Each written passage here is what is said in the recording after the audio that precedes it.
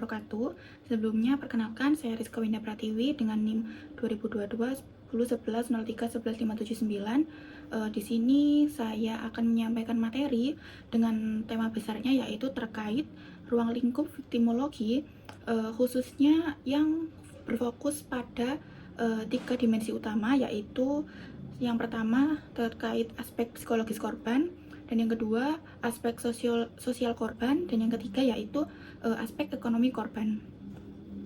Selanjutnya materi yang saya bawakan ini bersumber dari buku yang berjudul Viktimologi dalam Sistem Peradilan Pidana, karya dari Dr. Haji Siswanto Sunarso, SHMH, seorang akademisi dan praktisi hukum pidana yang telah banyak mengkaji terkait isu perlindungan korban dalam sistem hukum di Indonesia.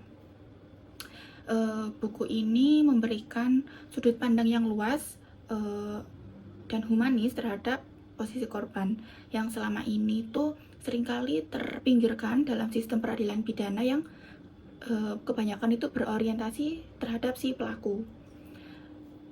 Selanjutnya, secara umum viktimologi itu adalah cabang ilmu kriminologi yang mempelajari terkait korban kejahatan, baik mengenai sebab-sebab seseorang itu menjadi korban, lalu akibat yang dideritanya, maupun cara penanggulangan serta pemulihan yang dapat diberikan. Viktimologi sendiri muncul sebagai bentuk koreksi terhadap sistem hukum pidana yang selama berabad-abad ini lebih berfokus pada pelaku kejahatan, tetap bukan pada si pihak korban. Nah, dalam sejarah hukum pidana, korban ini seringkali tuh hanya dianggap sebagai alat bukti atau sebagai saksi, bukan sebagai pihak yang harus mendapatkan perlindungan dan pemulihan. Padahal korban ini adalah individu yang mengalami penderitaan nyata, baik fisik, lalu mental, sosial, maupun dari ekonomi sendiri. Dr. Siswanto Sunarso ini menegaskan bahwa ruang lingkup dari viktimologi itu tidak hanya mempelajari sebab seseorang ini menjadi korban, tetapi juga mempelajari bagaimana korban ini memikul beban psikologis, sosial, dan ekonomi setelah terjadinya suatu tindak pidana. Dengan memahami ketiga aspek ini, sistem peradilan itu dapat memberikan keadilan yang tidak hanya menghukum pelaku, tetapi juga memulihkan korban ini secara utuh. Selanjutnya terkait ruang lingkup yang pertama, yaitu aspek dari psikologis korban. Nah, aspek pertama dalam ruang lingkup viktimologi itu ada aspek psikologis korban. Ketika seseorang ini menjadi korban kejahatan, baik itu pencurian, kekerasan fisik, lalu atau penipuan, pelecehan, maupun tindak pidana berat seperti pembunuhan atau pemerkosaan, ia itu akan mengalami sebuah guncangan emosional dan trauma psikologis. Dr. Siswanto Sunarso ini menjelaskan bahwa psikologis ini dapat bersifat langsung maupun tidak langsung. Efek langsung dari adanya suatu tindak kejahatan itu terhadap korban itu meliputi rasa takut, shock, atau stres yang muncul segera setelah kejadian. Sedangkan efek tidak langsung itu bisa berlangsung lama, bahkan bertahun-tahun setelah terjadinya suatu peristiwa tersebut. Nah, menurut teori psikologis korban, reaksi korban terhadap suatu kejahatan itu bisa dibagi menjadi dalam beberapa fase. Yang pertama yaitu ada fase krisis. Fase krisis sendiri yaitu saat korban ini mengalami guncangan dan tidak percaya terhadap apa yang terjadi. Dalam fase ini bisa saja muncul perasaan cemas, marah, atau bahkan mati rasa. Dan yang kedua ada fase disorganisasi. Fase disorganisasi ini terjadi di mana korban ini mulai mengalami gangguan dalam aktivitas sehari-harinya. Contohnya itu seperti sulit tidur atau kehilangan selera makan, atau juga bisa menarik diri dari lingkungan sosialnya. Lalu fase yang ketiga yaitu fase reorganisasi. Fase reorganisasi ini di mana korban ini mulai berusaha menata kembali hidupnya meski masih terbawa trauma dengan adanya kejadian dalam suatu tindak pidana tersebut. Banyak korban ini yang tidak bisa keluar dari fase kedua, yaitu fase disorganisasi. Fase kedua ini terjadi itu karena tidak adanya pendampingan psikologis. Akibatnya mereka ini mengalami gangguan psikologis kronis seperti post traumatic stress disorder atau disingkat PTSD, lalu ada depresi, lalu atau gangguan kecemasan berat lainnya. Nah, dalam kasus kejahatan seksual, misalnya ini korban ini seringkali merasakan rasa bersalah atau malu meskipun jelas bahwa ia ini adalah korban, bukan pelaku. Perasaan ini tuh timbul karena adanya tekanan sosial dan stereotip negatif di masyarakat. Kondisi tersebut disebut dengan secondary victimization, yaitu penderitaan kedua yang dialami oleh korban, bukan karena kejahatan itu sendiri, tetapi karena respon masyarakat dan sistem hukum yang tidak sensitif terhadap kondisi si korban. Dr. Siswanto Sunarso ini menekankan bahwa penegakan hukum di Indonesia ini masih belum sepenuhnya memperhatikan aspek dari psikologis korban. Korban ini sering diminta untuk menceritakan ulang peristiwa traumatis ini di depan penyidik, jaksa, hingga hakim, tanpa mempertimbangkan beban emosional yang mereka rasakan. Untuk itu, pendekatan psikologis dalam sistem peradilan pidana ini harus dikembangkan. Hal ini tuh dapat melalui yang pertama, penyediaan layanan konseling psikologis bagi korban. Yang kedua ini ada penugasan pendamping profesional selama proses hukum berjalan. Yang ketiga, pelatihan sensitivitas korban bagi aparat penegak hukum. Dan yang terakhir yaitu kolaborasi antara lembaga hukum dan lembaga sosial dalam proses pemulihan korban. Lebih lanjutnya, aspek psikologis ini juga berkaitan dengan pemulihan martabat korban. Korban ini berhak untuk mendapatkan pengakuan bahwa penderitaannya ini nyata dan penting untuk diperhatikan.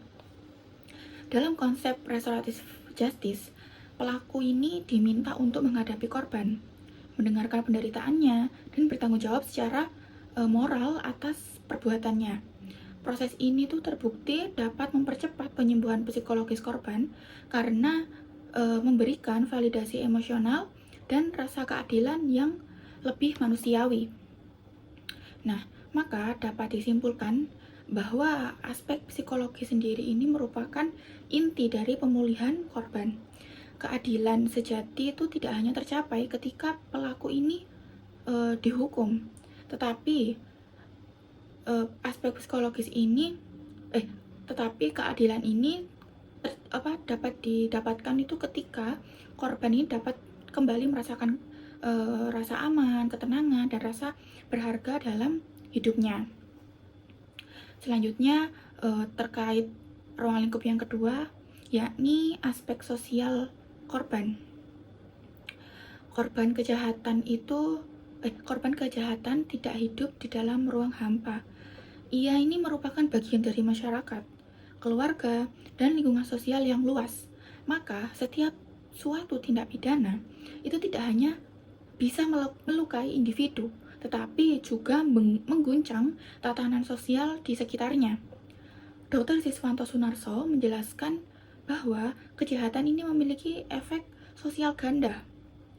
Pertama itu terhadap korban itu sendiri, dan yang kedua itu terhadap lingkungan sosial dan tempat korban ini hidup. Seringkali korban ini mengalami suatu stigma sosial yang berat, terutama jika kejahatan yang menimpanya ini dianggap memalukan atau tabu di dalam suatu masyarakat. Misalnya contoh dari tindak pidananya itu terkait korban pemerkosaan itu seringkali dijauhi bahkan oleh keluarganya sendiri karena dianggap mencoreng nama baik keluarga. Lalu korban KDRT atau kekerasan dalam rumah tangga ini juga sering disalahkan karena dianggap tidak taat pada suami. Lalu ada korban penipuan yang dianggap ceroboh dan bodoh. Semua ini adalah bentuk dari secondary victimization yang terjadi di tingkat sosial. Selanjutnya, fenomena tersebut itu memperlihatkan bahwa masyarakat ini belum memiliki kepekaan sosial terhadap penderitaan korban. Padahal, dukungan sosial adalah salah satu faktor yang terpenting dalam proses pemulihan.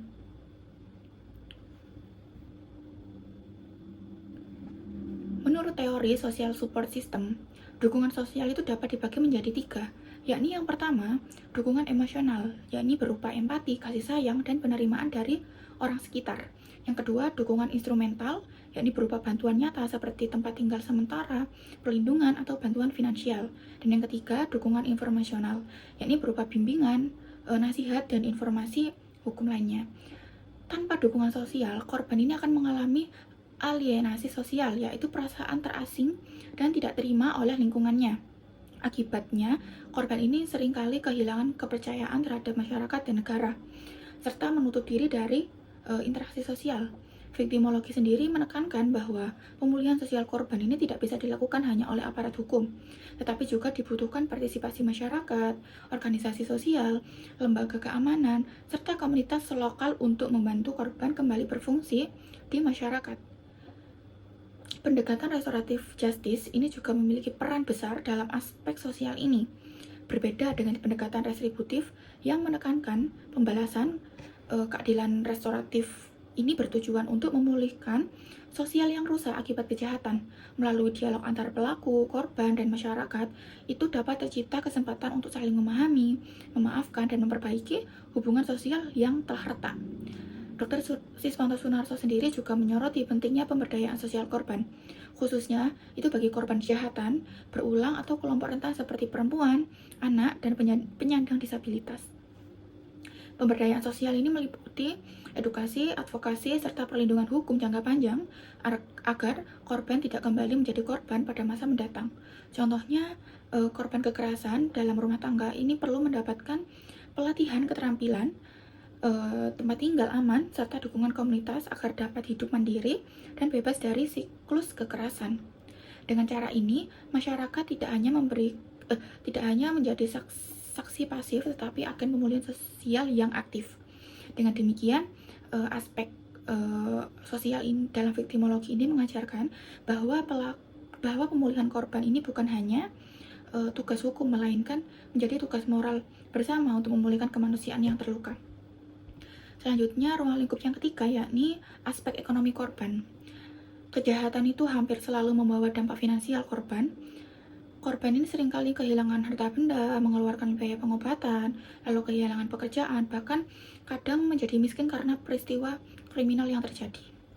Dalam konsep viktimologi sendiri, keadilan ekonomi ini merupakan bagian penting dari victim compensation. Ada 2 bentuk utama pemulihan ekonomi, yakni yang pertama, restitusi, yakni ganti rugi yang dibayar langsung oleh pelaku kepada korban. Dan yang kedua, yakni kompensasi, yaitu ganti rugi yang dibayar oleh negara apabila pelaku kejahatan ini tidak mampu untuk membayar atau tidak diketahui, atau pelaku ini bisa juga tidak tertangkap gitu loh. Restitusi menegaskan bahwa tanggung jawab pribadi pelaku ini, sedangkan kompensasi mencerminkan tanggung jawab negara terhadap warganya yang menjadi korban suatu tindak kejahatan. Dalam konteks hukum Indonesia, hal ini diatur dalam Undang-Undang Nomor 31 Tahun 2014 tentang perlindungan saksi dan korban. Melalui undang-undang tersebut, korban kejahatan ini berhak untuk mendapatkan bantuan medis, lalu ada bantuan psikologis, lalu ada bantuan ekonomi dari Lembaga Perlindungan Saksi dan Korban atau biasa disebut dengan LPSK. Namun, Dr. Siswanto Sunarso ini juga menyoroti bahwa pelaksanaannya ini masih lemah. Banyak korban ini tidak mengetahui hak-haknya atau tidak mampu mengakses mekanisme restitusi dan kompensasi karena birokrasi yang rumit. Akibatnya, korban ini tetap hidup dalam penderitaan ekonomi meski pelaku ini sudah dijatuhi hukuman. Selain restitusi dan kompensasi, aspek ekonomi juga mencakup pemberdayaan ekonomi korban. Korban yang kehilangan mata pencaharian perlu diberikan pelatihan kerja, bantuan modal usaha, atau program reintegrasi ekonomi. Hal ini tuh tidak hanya membantu korban secara materi, tetapi juga mengembalikan rasa kepercayaan diri dan harga diri yang sempat hilang akibat adanya suatu tindak kejahatan tersebut. Dalam konteks keadilan restoratif sendiri, pemulihan ekonomi ini dapat menjadi bagian dari proses perdamaian antara korban dan pelaku. Misalnya, pelaku bersedia mengganti kerugian materi, membiayai pengobatan, atau membantu korban ini untuk membangun kembali usahanya. Pendekatan semacam ini hanya menyembuhkan luka ekonomi, tetapi juga membangun kembali kepercayaan sosial dan moral antara kedua belah pihak.